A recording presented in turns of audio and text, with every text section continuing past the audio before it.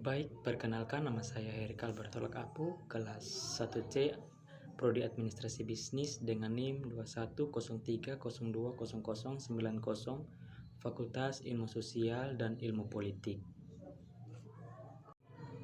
Pada kesempatan kali ini saya akan mereview sebuah buku yang berjudul Sosiologi Suatu Pengantar, Suejono Suekanto. Pada bab yang keempat, dengan judul Kebudayaan dan Masyarakat. Yang pertama A. Pengantar.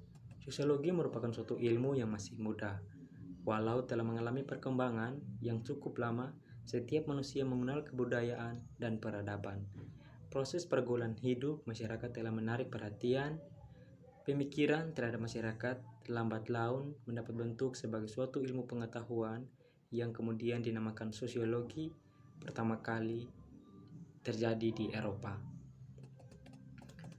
Pada abad yang ke-19, Auguste Comte menulis beberapa buah buku yang berisikan pendekatan-pendekatan umum untuk mempelajari masyarakat.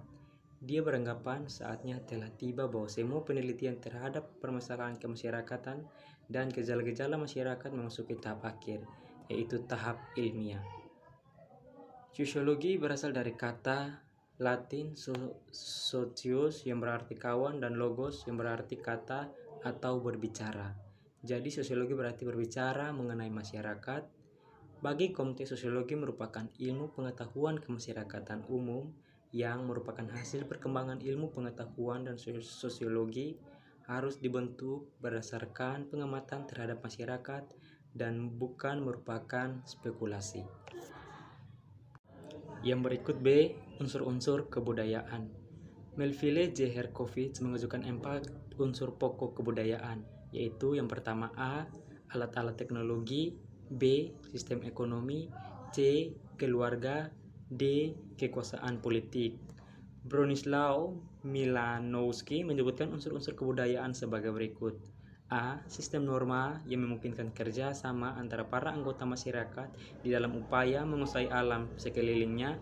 B. Organisasi ekonomi. C. Alat-alat dan lembaga atau petugas pendidikan. D.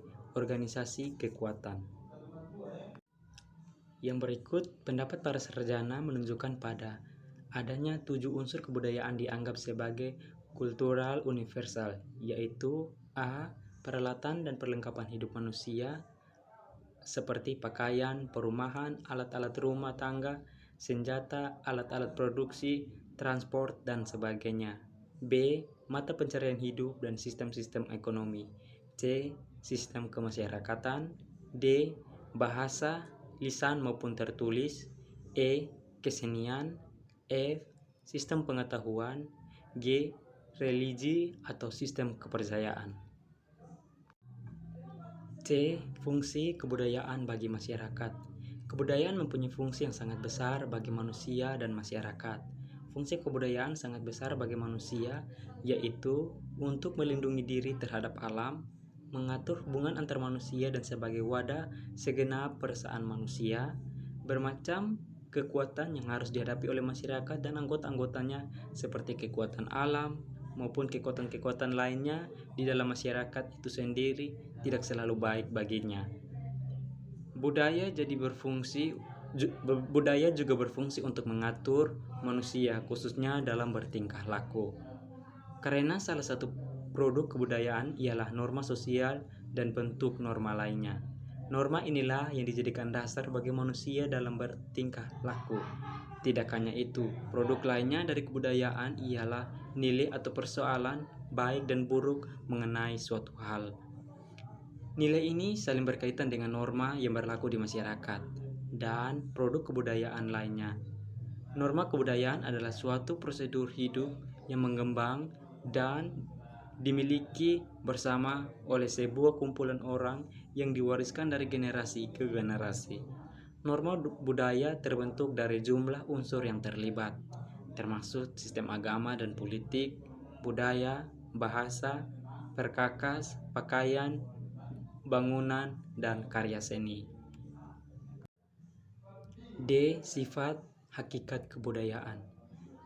Kebudayaan adalah sifat hakikat yang berlaku umum bagi semua kebudayaan dimanapun juga. Sifat hakikat kebudayaan tadi adalah sebagai berikut.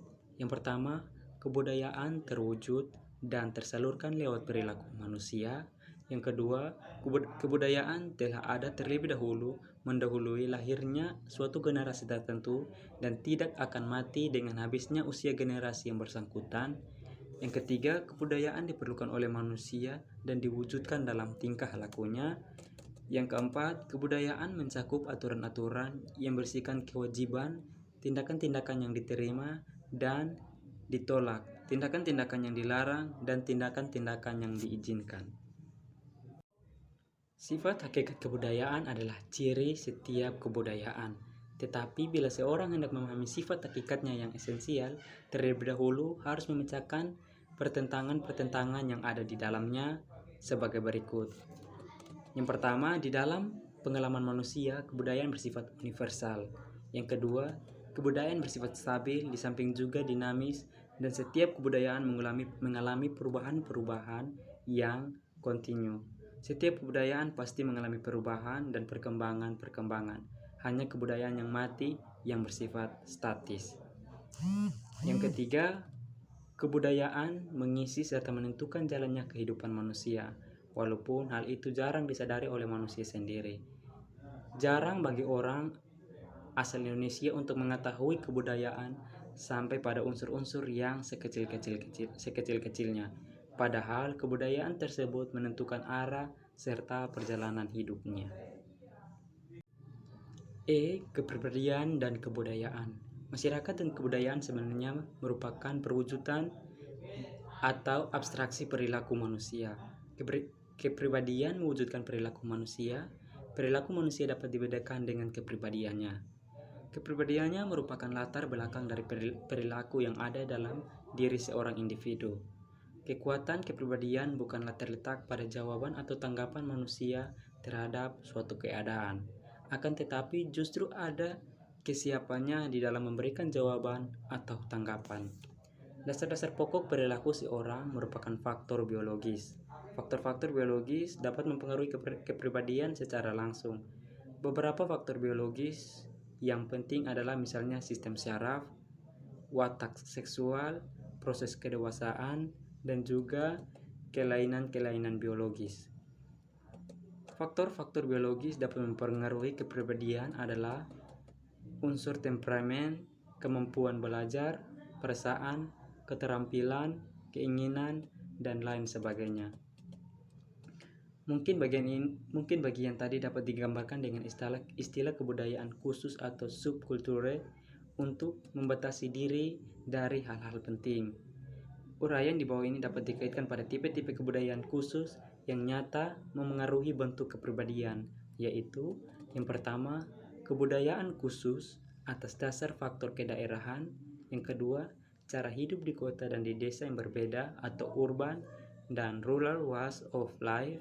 Yang ketiga, kebudayaan khusus atas dasar agama.